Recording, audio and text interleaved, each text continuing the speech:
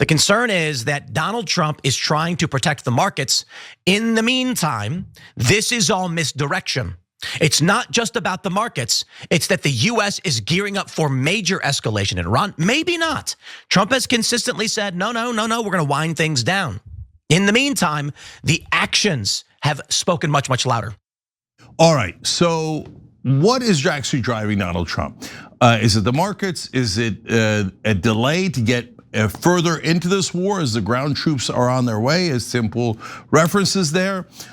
Is it because Donald Trump actually wants to create more excuses to stay in the war? Israel isn't done yet. There's so many possibilities here, but the markets seem like an overwhelming part of the reason. Let's show you the evidence. Jordan, tell us about it. Well, today, Tim Pool argued that President Donald Trump is lying about talks in Iran in order to juice the stock market. Over the weekend, while the market was closed, Trump stated that the US was prepared to strike Iran's power plants. This morning, before the market opened, Trump claimed that the US and Iran had begun negotiations, so those strikes were called off. To give you an idea of what that announcement did to the stock market, at 7:04 a.m. Eastern today, Trump said the US and Iran have had productive discussions to end the war.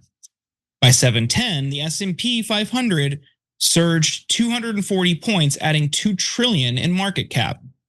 27 minutes later, Iran completely denied all of Trump's claims and said there has been no contact with the US.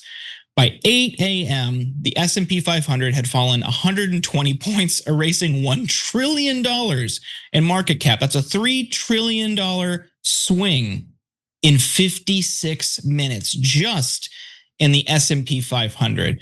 With that, here's more from Tim Pool. Now, I got to tell you, my friends, if you had information pertaining to Trump's announcement, you just got rich. That's just, there's no question about it. I mean, you put a couple $1,000,000 in, you see a massive spike, get paid, baby.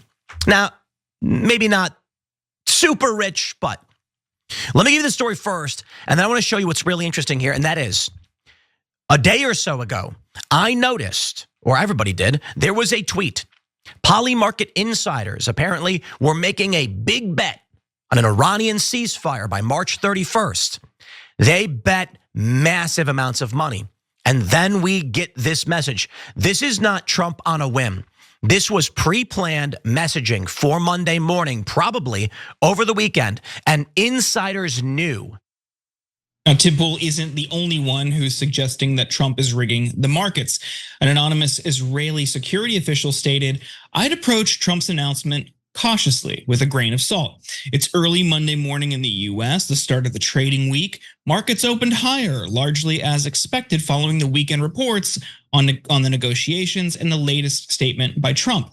For now, it appears Trump has bought a few more days, roughly into week 4, until the Marines arrive and complete their initial deployment and organization phase."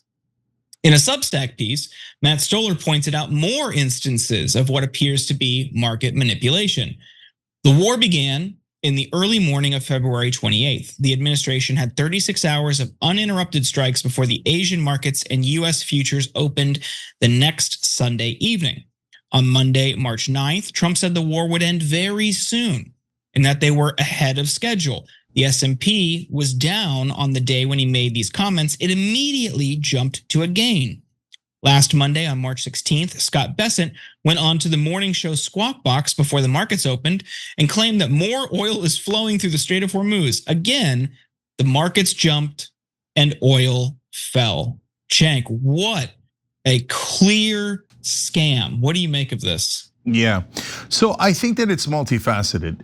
Is it about the markets? Indisputably, because he's doing all this timed exactly to the markets.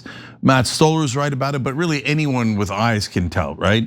So as soon as the markets close on Friday, they deliver all the bad news and they do the huffing and the puffing and the threatening. And right before the markets open, they're like, oh, no, everything's fine. We're about to have a peace deal any second now, right? And so people know this about Trump in the markets when it comes to tariffs, and they call it taco, right? Trump always chickens out.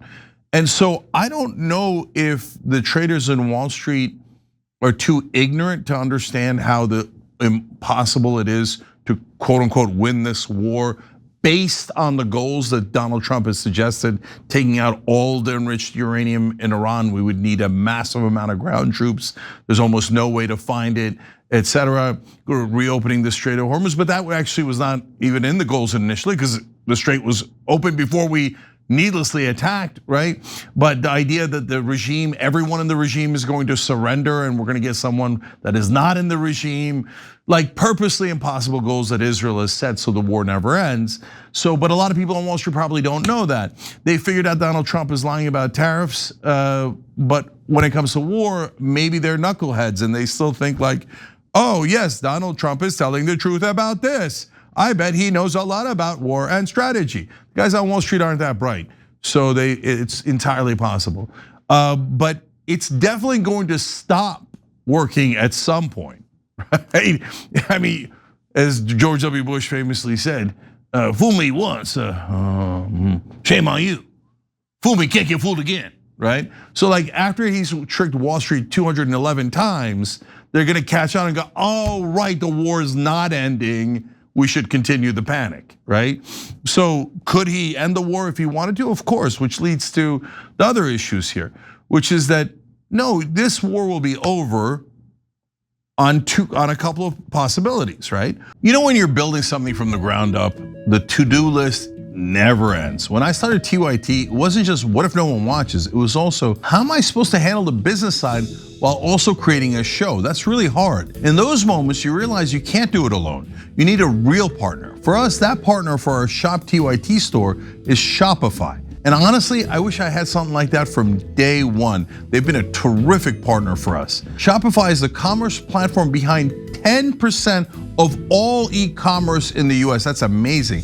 And it's built to tackle every single one of those worries that keep you up at night. What if you run out of ideas for your product pages? They've packed the platform with helpful AI tools. You can generate product descriptions, write page headlines, or even enhance your photography with just a few clicks. And my picture needs to be enhanced. It's like having a creative director in your pocket. And of course, what if people get to check out and change their minds? Because they have to enter all that information. That's the worst, but Shopify has that iconic purple shop pay button. It's faster, it's trusted, and it's why they have the best converting checkout on the planet. Fewer abandoned carts means more sales actually going through to you. It's time to turn those what ifs into with Shopify today. Sign up for your $1 per month trial today at shopify.com/TYT. Go to shopify.com/TYT. That's shopify.com/TYT.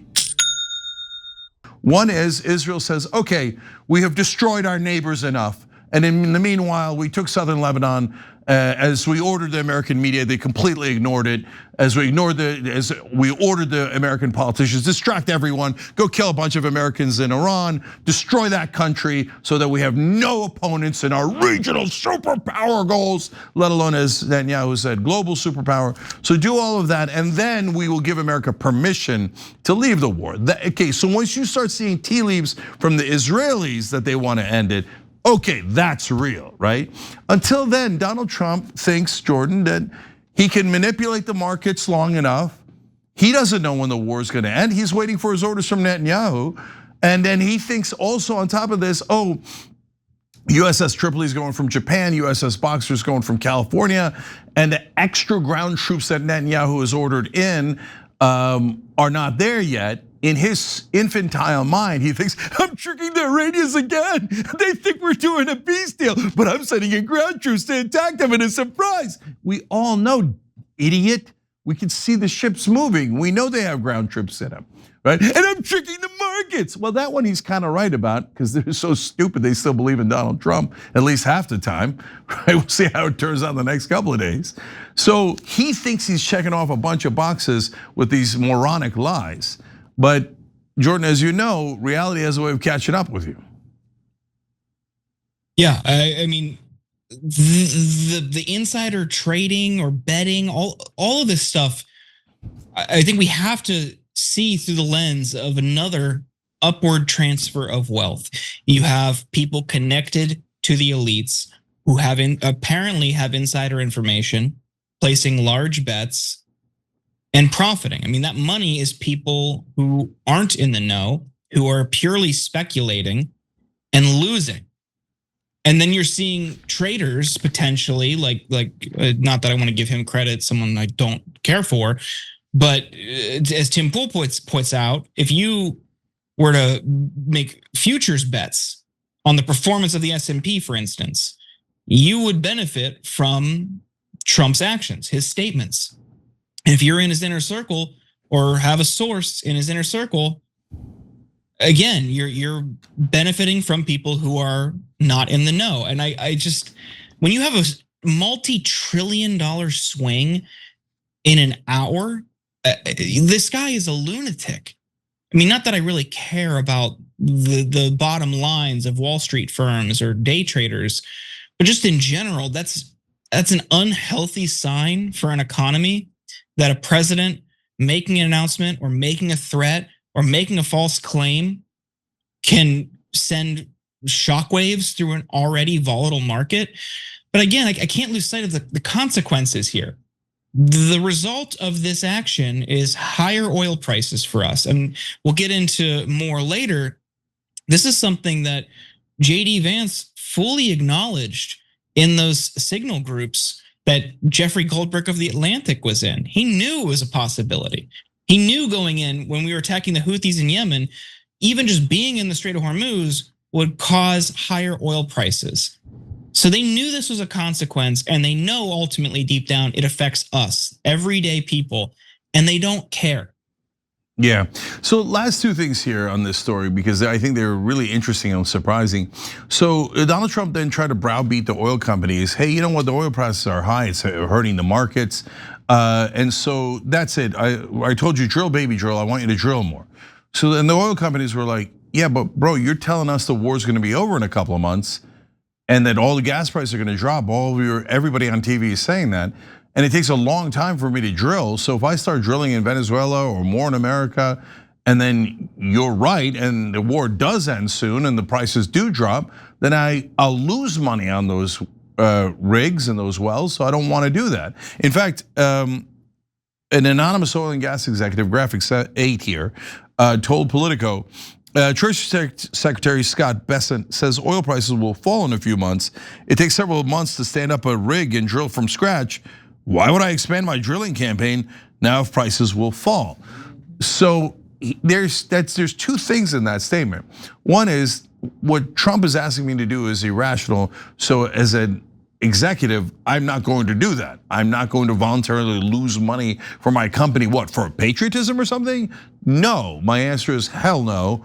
I'm not going to do it. Secondly, they're beginning to realize, oh, Donald Trump might not have any idea what he's talking about. It could last a couple of months, it could last a couple of years, but I don't know which one.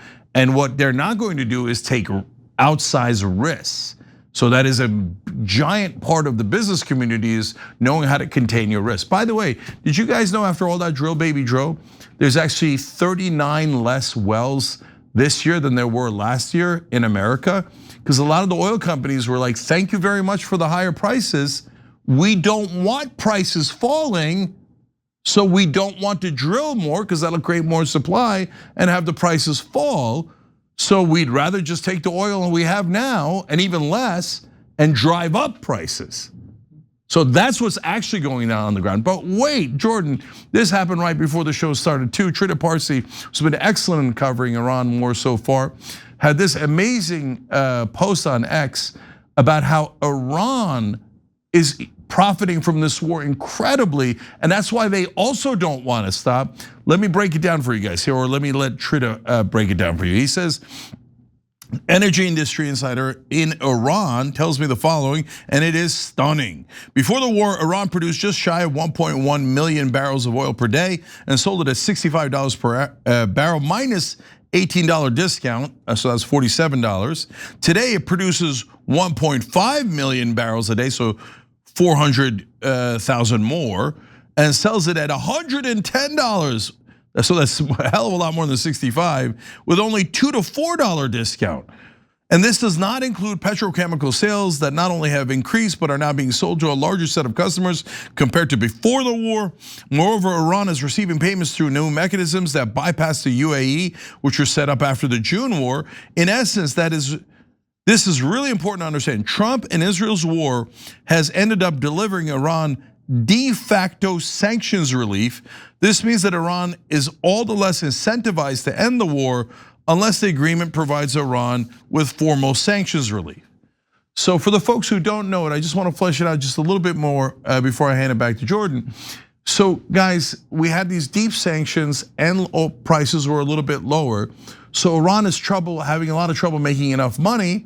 But now, because oil prices are so much higher and they don't have to worry about the sanctions, this is the amazing part. Because we were so panicked about oil prices that Trump was like, yeah, let Iran sell a lot of their oil. And the Russians, they could sell the sanctioned oil on the seas as well. So Iran's like, wait, now the sanctions are basically de facto off of us. We make so much more money from the oil. What are you, nuts? I don't want this war to end. Iran's getting richer, not poorer. They blocked the Strait of Hormuz. They're in control of the battlefield in a shocking way because of that. They're doing damage to Israel. They don't want anyone to attack them again. So now they've lined up so many incentives to not stop this war. I'm not sure you could bungle it any worse than this, Jordan. I mean, the Trump administration could always make things worse. Like, there's always a way. Like we can never rule that out.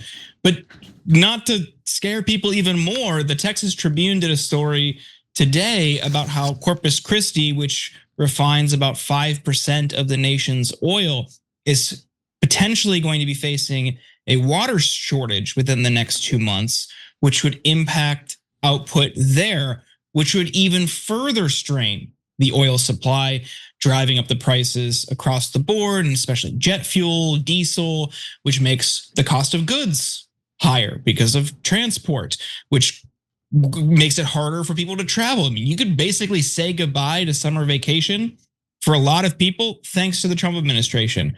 I mean, the thing is, they ran on gas and groceries, and those are higher. And they're getting even higher now. After the first year saying, be patient, we have a plan. After their tariff policy made everything more expensive, now their war is adding another level to this component. I mean, I would be shocked if it's not a complete and total bloodbath come November. Yeah, so super last thing.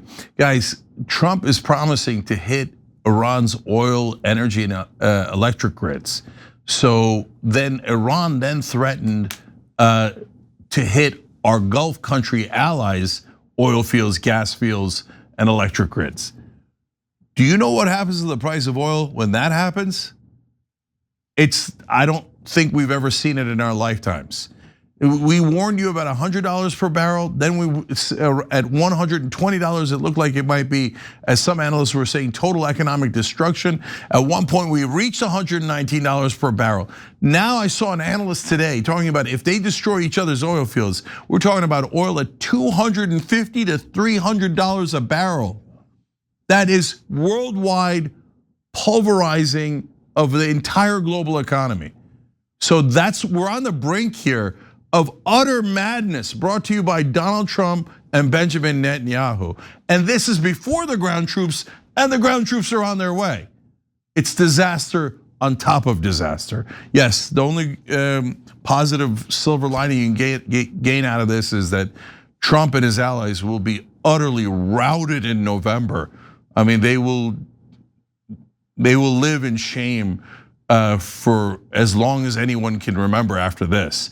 The only way that Trump could possibly get out of this is just cut his losses right now and say, hey, Israel, it's your problem, and utterly leave the battlefield. And go, hey, we reopened up the Strait of Hormuz, we made a deal with Iran, we're out of here. If he doesn't do that, these dominoes that Jordan and I are talking about are pretty much inevitable.